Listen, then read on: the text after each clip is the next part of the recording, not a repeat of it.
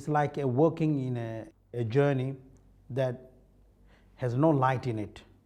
If you are not tortured by the local Rakhine Buddhist, you will be tortured by the army. If you're not tortured by the army, you will be tortured by the navy. If you're not tortured by the navy, you're tortured by the traffickers. If you're not tortured by the traffickers, you might drown. You are not drowned, you might get raped. When they come to other side, now they say, where we have reached. Now we just came out of one hell and now we went to another hell.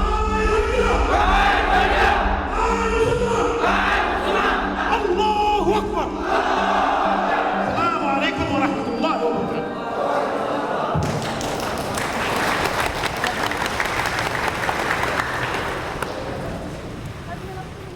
When Ambia fled her homeland in Myanmar, she was a single young Muslim woman with hope for a life free of persecution in Malaysia. But by the time she arrived in Kuala Lumpur, she had a Rohingya husband she had never met, who was 20 years older than her.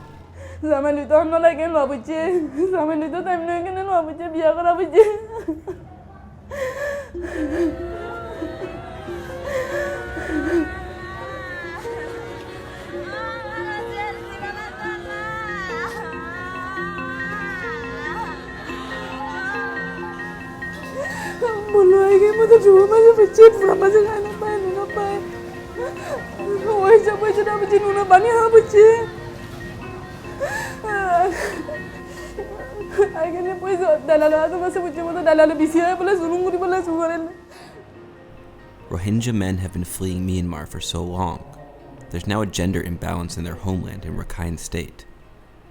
And human traffickers have started to capitalize on a new product they can sell: marriage. When human traffickers have women and girls in their custody, holding them in captivity, in many cases they are selling these women and girls to the highest bidders. In this way, the trafficking gangs are treating this as a rather lucrative business, the buying and selling of women into these situations of marriage. Essentially, Matthew Smith, the executive director of Fortified Rights, an advocacy group that monitors Rohingya refugees, says widespread human rights violations in Myanmar are causing a dramatic increase of forced marriages for female asylum seekers. But for Rohingya activists already living in exile, the increase in incidents of forced marriage is only the latest trend leading to the commonly believed conspiracy theory that there is a systematic plan by the Burmese government to eliminate the Rohingya people. So traffickers are now given permission by the government to go and browse around to those vulnerable families and sell the dream that, the circumstances are really, really bad here. People cannot leave. If you leave, by boat tomorrow or day after tomorrow, you go to Malaysia, you go to Thailand, you find Indonesia. It's a very, very nice place. It's a Muslim country where they welcome you. They will give you food. They will give you shelter. All those are promises. When they come out on the boat, it's a totally different story start. Ambia thought she was paying for safe voyage to Malaysia, but really, she had walked into a trap by her own people. The traffickers, who were also ethnic Rohingya, gave her mother a choice. If they wanted to be released, she could sell her daughter into prostitution in Thailand, or marry her to an older man looking for a bride in Malaysia. The traffickers earned just over $1,000 for arranging the marriage. They got another $1,000 for her sister, who was also sold.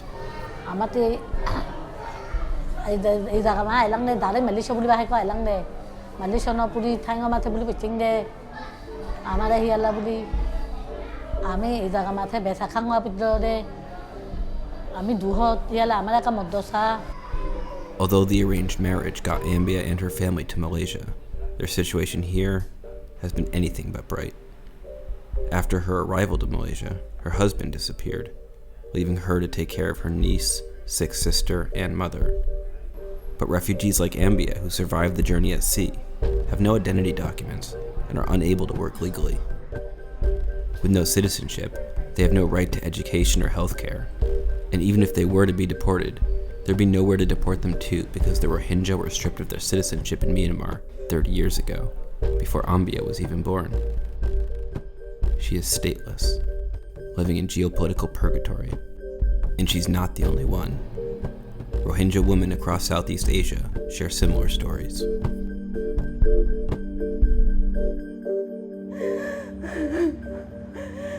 Jirio kono gishuma lakano bai. Edo zulunguri bogni mokabele zulunguri bodole ashire edo zulunguri bola sukurel.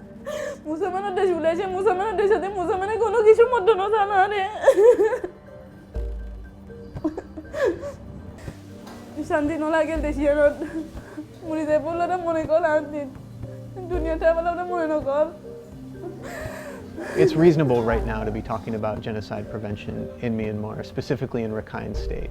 The Rohingya population has been enduring widespread and systematic human rights violations, in some cases as a direct result of state policy. So it's important for the international community to be having this conversation now.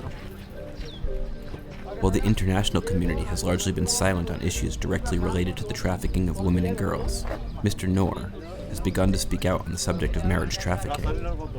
He's become a symbol of resistance to persecution for many Rohingya refugees.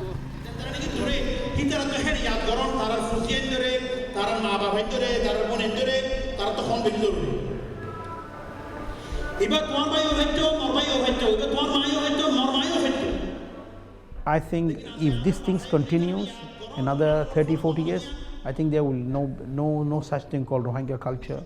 We are slowly fading out. We are like the sunset now.